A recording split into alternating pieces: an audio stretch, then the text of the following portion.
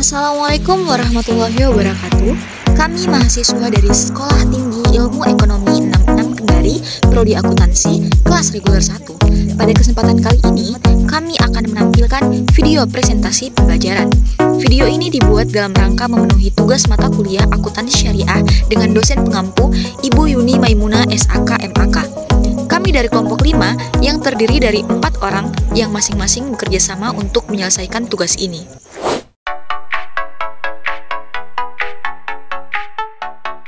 Namun, sebelum kami membahas lebih jauh, izinkan kami memperkenalkan diri terlebih dahulu.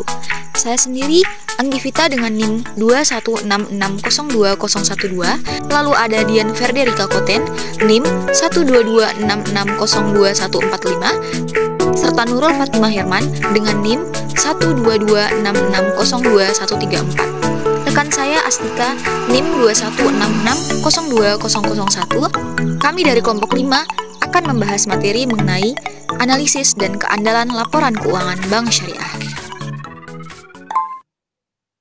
Baik, untuk materi pertama di sini saya akan membahas mengenai perangkat laporan keuangan lengkap.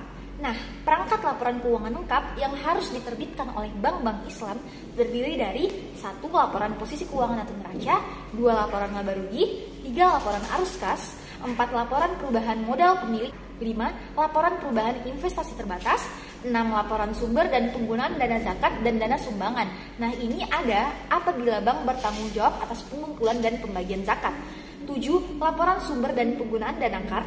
8. Catatan-catatan laporan keuangan. Terakhir, mengenai pernyataan, laporan, dan data lain yang membantu dalam menyediakan informasi yang diperlukan oleh para pemakai laporan keuangan sebagaimana ditentukan dalam Statement of Objective. Laporan-laporan tersebut harus diterbitkan dalam bentuk laporan komparatif yang paling tidak mencakup laporan keuangan dari periode sebelumnya yang bisa dibandingkan. Nah, adapun tujuan laporan keuangan bank syariah pada dasarnya sama dengan tujuan laporan keuangan yang berlaku secara umum dengan tambahan antara lain menyediakan 1. Informasi kepatuhan bank terhadap prinsip syariah serta informasi pendapatan dan beban yang tidak sesuai dengan prinsip syariah bila ada dan bagaimana pendapatan tersebut diperoleh serta penggunaannya. 2. Informasi untuk membantu mengevaluasi pemenuhan tanggung jawab bank terhadap amanah dalam mengamankan dana, menginvestasikannya pada tingkat keuntungan yang layak, dan informasi mengenai tingkat keuntungan investasi yang diperoleh pemilik dan pemilik dana investasi terikat. Yang ketiga, yakni informasi mengenai pemenuhan fungsi sosial bank, termasuk pengelolaan dan penyaluran zakat. Nah, selain itu, terdapat beberapa unsur dalam laporan keuangan entitas syariah, di antaranya komponen laporan keuangan yang mencerminkan kegiatan komersial seperti laporan posisi keuangan, laporan laba rugi, laporan arus kas, dan laporan perubahan ekuitas. Selanjutnya, komponen laporan keuangan yang mencerminkan kegiatan sosial seperti laporan sumber dan penggunaan dana zakat serta laporan sumber dan penggunaan dana kebajikan. Yang ketiga, komponen laporan keuangan lainnya yang mencerminkan kegiatan dan tanggung jawab khusus entitas syariah tertentu. Nah, manajemen dana bank syariah adalah upaya yang dilakukan oleh lembaga bank syariah dalam mengelola atau mengatur posisi dana yang diterima oleh aktivitas funding untuk disalurkan kepada aktivitas financing dengan harapan bank yang bersangkutan tetap mampu memenuhi kriteria-kriteria likuiditas, rentabilitas, dan solvabilitas. Sebagaimana halnya dengan bank konvensional, bank syariah tentunya juga mempunyai peran sebagai lembaga perantara atau yang disebut dengan intermediari antara satuan-satuan kelompok masyarakat dengan unit-unit ekonomi yang mengalami kelebihan dana atau defisit unit. Nah, bank syariah dirancang untuk melakukan fungsi pelayanan sebagai lembaga keuangan bagi para nasabah dan masyarakat. Untuk itu, bank syariah harus mengelola dana yang dapat digolongkan sebagai berikut. Pertama, kekayaan bank syariah dalam bentuk kekayaan yang menghasilkan atau yang disebut sebagai aktiva produktif. Yang kedua, kekayaan yang tidak menghasilkan, yaitu kas dan inventaris. Dan yang kedua yakni modal bank syariah, yang tentunya berasal dari modal sendiri, serta simpanan atau hutang dari pihak lain. Yang ketiga yakni pendapatan usaha keuangan bank syariah, berupa bagi hasil atau markup dari pembiayaan yang diberikan dan biaya administrasi serta jasa tabungan bank syariah di bank. Yang keempat, biaya yang harus dipikul oleh bank syariah, yaitu biaya operasi, biaya gaji, biaya manajemen kantor, dan bagi hasil simpanan nasabah penabung. Untuk mengatasi hal tersebut, tentunya pihak bank syariah dapat melakukan kegiatan manajemen sebagai berikut. Yang pertama terkait rencana keuangan atau budgeting, yang kedua yakni batasan dan pengukuran. Selanjutnya, mengenai bagan arus data ke buku besar, di sini kita dapat melihat bagan tersebut.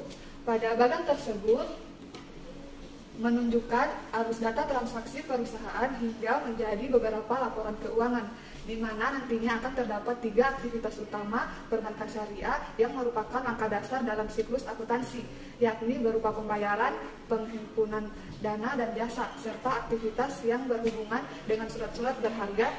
Dalam tiap aktivitas tersebut terdapat beberapa jenis transaksi yang dilakukan perbankan syariah, dimulai dari aktivitas pembiayaan yang di dalamnya terjadi transaksi investasi pada murabahah, salam, mudarabah. Ada pula transaksi penerimaan kembali pada murabahah, penjualan saham, iuran zakat, penjualan istisna, mudarabah dan musyarakah, serta transaksi yang sifatnya aktual berupa margin atau bagi hasil. Selanjutnya, pada aktivitas dana dan jasa-jasa terdapat beberapa transaksi yang dilakukan, yakni penerimaan deposit, penarikan deposit, penerimaan fee sekuritas, pembayaran bonus, penerimaan dan kebajikan. Terakhir, pada aktivitas yang berhubungan dengan surat-surat berharga terdapat beberapa transaksi yang dilakukan, yaitu penjualan sekuritas, pembelian sekuritas, pembayaran atau penerimaan bagi hasil, serta keuntungan atau kerugian bagi hasil. Pada bagian bagan tersebut, selanjutnya menunjukkan bahwa transaksi yang terjadi dari 3 aktivitas tersebut akan dilakukan pembuktian atau proof dengan cara pencatatan atau perhitungan, baik terhadap transit item, clearing lokal, bookkeeping, maupun general ledger atau jurnal umum, di mana secara lebih rincinya perhitungan atau pencatatan transaksi tersebut dilakukan pertama pada persediaan, termaksud di dalamnya jenis persediaan yang disebut transit item atau persediaan dalam perjalanan. Lalu ada pula perhitungan terhadap warkat berupa surat berharga yang dilakukan melalui sistem clearing lokal atau daerah, serta dilakukan pula perhitungan dengan bookkeeping. Selain itu, pencatatan atau perhitungan dilakukan juga melalui bookkeeping atau yang kita kenal dengan pembukuan, yang merupakan proses pencatatan harian kegiatan keuangan yang terjadi dalam suatu bisnis atau perusahaan. Pembukuan ini hanya akan menghasilkan dokumentasi untuk keperluan internal. Untuk itu, ada pula pencatatan dengan jurnal umum untuk mencatat keseluruhan transaksi yang terjadi dalam perusahaan yang akan menghasilkan laporan keuangan. 2 diantaranya yakni laporan neraca dan laba rugi. Di sini saya akan menjelaskan materi terkait dengan rasio-rasio keuangan bank syariah di Indonesia. Hingga saat ini, analisis rasio keuangan bank syariah masih menggunakan aturan yang berlaku di bank konvensional. Jenis analisis rasio keuangan dapat dilakukan melalui 2 cara, yaitu yang pertama, perbandingan internal, analisis dengan menggunakan rasio periode sekarang dengan periode yang lalu dan yang akan datang untuk perusahaan yang sama. Yang kedua, perbandingan eksternal, analisis dilakukan dengan membandingkan rasio perusahaan dengan perusahaan lain yang sejenis dengan rata-rata industri pada suatu titik yang sama. Selanjutnya, mengenai jenis-jenis rasio keuangan bank. Analisis rasio keuangan bank syariah dilakukan dengan menganalisis posisi neraca dan laporan laba rugi yang terdiri dari: yang pertama, ada rasio likuiditas, adalah ukuran kemampuan bank dalam memenuhi kewajiban jangka pendeknya, meliputi 1. Rasio lancar atau current ratio, adalah kemampuan bank untuk membayar utang dengan menggunakan aktiva lancar yang dimiliki. Adapun rumusnya yaitu rasio lancar sama dengan kas ditambah dengan penempatan pada bank dibagi dengan utang lancar. Yang kedua, rasio cepat atau quick ratio atau easy test, adalah ukuran untuk mengetahui kemampuan bank dalam membayar utang jangka pendeknya dengan aktiva lancar yang lebih likuid. Rasio ini dihitung dengan rumus rasio cepat sama dengan kas dibagi dengan utang lancar. Yang ketiga, ada rasio pembiayaan terhadap dana pihak ketiga atau loan deposit ratio atau LDR, adalah rasio untuk menunjukkan kesehatan bank dalam memberikan pembiayaan. Rasio pembiayaan terhadap dana pihak ketiga sama dengan total pembiayaan dibagi dengan total DPK. Yang kedua, rasio aktivitas, adalah ukuran untuk menilai tingkat efisiensi bank dalam memanfaatkan sumber dana yang dimilikinya. Rasio ini meliputi: yang pertama, perputaran aktiva tetap atau fixed asset turnover atau yang disingkat dengan FIT, adalah kemampuan aktivitas dana yang tertanam dalam keseluruhan aktiva tetap bank dalam suatu periode tertentu dengan jumlah keseluruhan aktiva. Dengan rumusnya, perputaran aktiva tetap sama dengan aktiva tetap dibagi dengan total aktiva. Yang kedua, ada perputaran aktiva total atau total asset turnover, adalah rasio yang menunjukkan kemampuan dana yang tertanam dalam keseluruhan aktiva berputar dalam suatu periode tertentu atau kemampuan bank dalam mengelola sumber dana dalam menghasilkan pendapatan. Dengan rumusnya, perputaran total aktiva sama dengan pendapatan operasional dibagi dengan total aktiva. Yang ketiga ada rasio profitabilitas. Adalah rasio yang menunjukkan tingkat efektivitas yang dicapai melalui usaha operasional bank, yang meliputi pertama margin laba atau profit margin.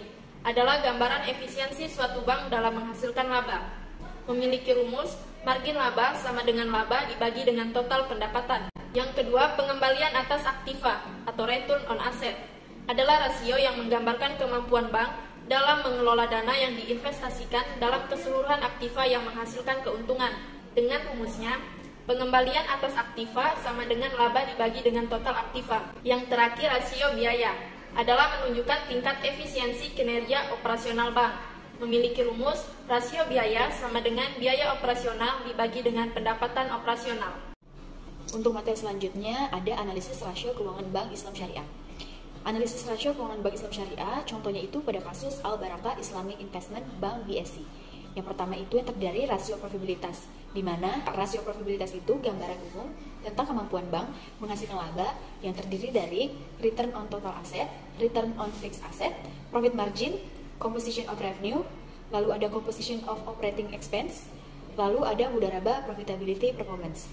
Lalu yang kedua ada rasio likuiditas, yaitu gambaran tentang kemampuan bank syariah memenuhi kewajiban jangka pendeknya, di mana yang terdiri dari pertama cash reserve ratio, yaitu current deposit. Lalu yang kedua, cash reserve ratio tentang total deposit. Yang ketiga, facilities to deposit ratio. Keempat, facilities to stable funds ratio. Yang kelima, ada quasi liquid asset ratio. Yang keenam, customers deposit ratio. 7, liquid asset ratio. 8, interbank asset to interbank liabilitas ratio. 9, net interbank asset. Dan 10, foreign currency ratio. Untuk yang ketiga, ada rasio kecukupan modal, yaitu gambaran mengenai kemampuan bank syariah mampu memenuhi kecukupan modalnya. Tingkat kecukupan modal dapat diukur dengan dua cara, yakni membandingkan modal dengan dana-dana pihak ketiga dan membandingkan modal dengan aktiva beresiko. Oke, yang pertama itu ada risk asset ratio, yaitu yang terdiri CI. Kedua itu risk asset ratio BIS. Yang ketiga risk asset ratio to local standard. 4, BIS risk asset ratio on one capital. 5, leverage on total capital. 6, free capital funds. 7, CI risk asset ratio shortfall. 8, BIS risk asset ratio shortfall. 9, management delinquency risk. Untuk materi selanjutnya yaitu keandalan bank syariah. Meskipun keadaan bank syariah dianggap relatif masih baru dalam peraturan ekonomi dan perbankan konvensional, namun dengan mencermati berbagai informasi ditemukan bahwa bank syariah memiliki kinerja yang baik. Hal ini dapat dilihat dari kegiatan yang telah dilaksanakan oleh bank syariah, di mana bank syariah mengalami beberapa kemajuan, diantaranya pertama, pertumbuhan dan ketangguhan kesehatan, di mana ketangguhan sistem ekonomi yang berasaskan syariah telah diuji ketika adanya krisis perekonomian Indonesia yang menyebabkan sejumlah bank ditutup. Namun, krisis itu berhasil dilewati oleh Bank Muamalat Indonesia pada program restrukturisasi perbankan nasional pada tahun 98. Untuk yang kedua itu ada aset. Komitmen Bank Syariah dalam menjalankan fungsi sebagai lembaga intermediasi terus menunjukkan dinamika yang semakin baik. Hal ini tampak dari aset yang terus tumbuh, di mana FDR atau Financing to Deposit Ratio yang selalu lebih dari 80% setiap tahunnya. Untuk yang ketiga ada loan to deposit ratio, yaitu suatu pengukuran tradisional yang menunjukkan deposit berjangka, giro tabungan, dan lain-lain yang digunakan dalam memenuhi permohonan pinjaman nasabahnya. Rasio ini menggambarkan sejauh mana simpanan digunakan untuk pemberian pinjaman atau pembiayaan juga untuk mengukur likuiditas. Materi selanjutnya ada bentuk laporan keuangan bank syariah. Nah, yang pertama itu ada laporan posisi keuangan atau neraca. Kita bisa menyaksikan tabel yang ada di samping. Untuk yang kedua ada laporan laba rugi. Nah, laporan laba rugi ini kita bisa melihat komponennya. Lalu untuk yang ketiga ada laporan arus kas. Untuk yang keempat ada laporan perubahan modal atau laporan laba ditahan. Untuk yang kelima ada laporan perubahan dana investasi terikat. Yang keenam ada laporan sumber dan penggunaan dana zakat dan sumbangan. Nah, yang ketujuh ada laporan sumber dan penggunaan dana infak.